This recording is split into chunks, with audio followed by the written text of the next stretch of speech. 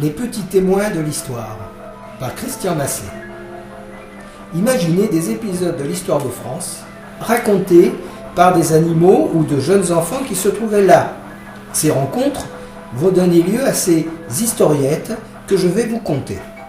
Vercingétorix se rend à César.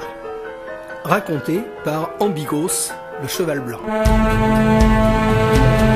Ce jour de septembre de l'an -52, le chef gaulois Vercingétorix dépose ses armes devant son vainqueur, le général romain Jules César.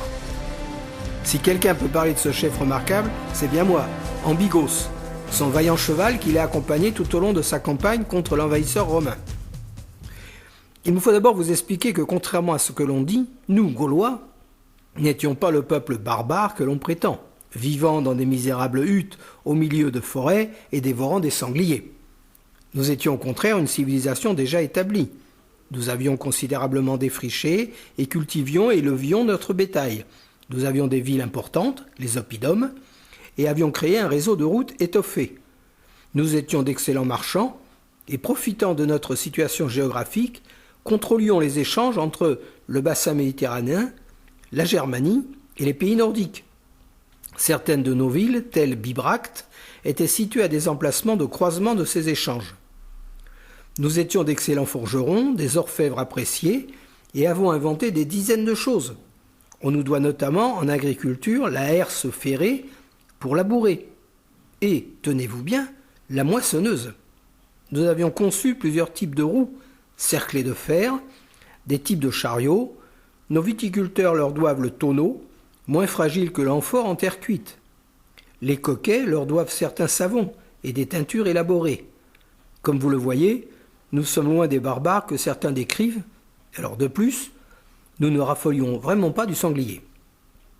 Notre faiblesse, par contre, dont César va se servir, était la multitude de peuples et de petits royaumes toujours en conflit les uns avec les autres. Nous étions chicaneurs, râleurs, vaniteux.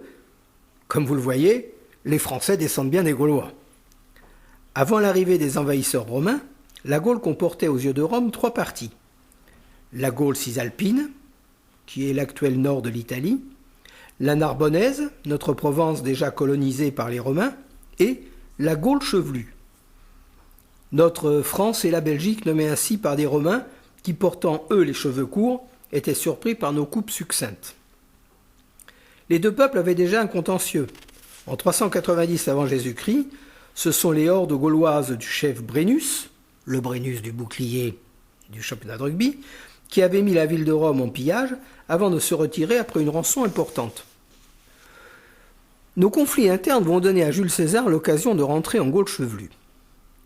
Une tribu gauloise, les Éduins, dont le territoire s'étendait dans le centre-est de la Gaule et qui possédait des traités d'alliance avec Rome, se plaint des migrations des Helvètes qui traversent leur pays pour gagner le sud-ouest.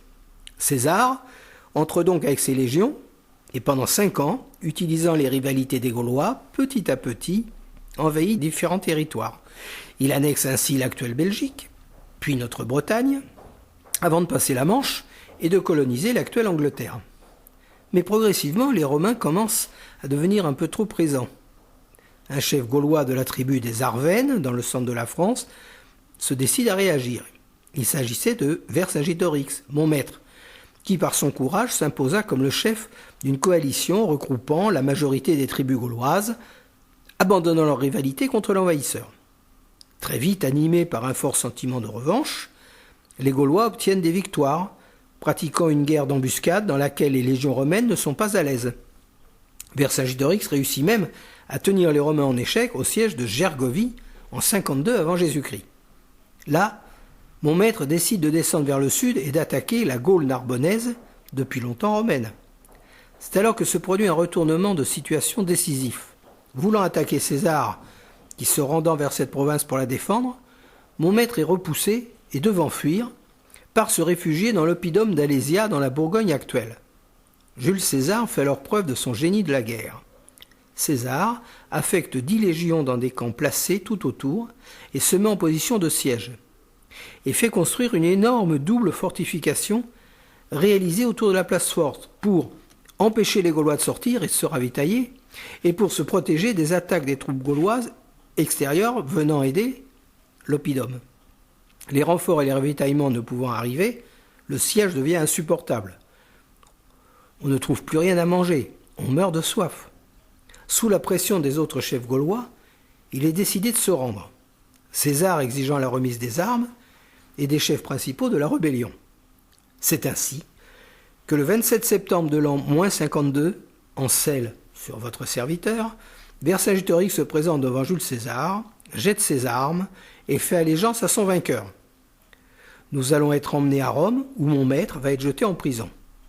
Puis, en -46, celui-ci est exhibé lors du triomphe de César. Je participe moi-même au défilé en tant que prise de guerre. Contrairement à ce que l'on prétend habituellement, Vercingétorix ne fut pas emprisonné dans un cachot, puis étranglé en cachette, mais assigné à résidence dans une villa, et ce fut contre le gré de Jules César qu'il fut tué sur l'ordre du Sénat romain. Quant à moi, ma vieillesse se déroula dans les écuries du vainqueur, une vedette en quelque sorte, répondant aux questions multiples que se posaient les chevaux romains sur la personnalité du grand guerrier gaulois.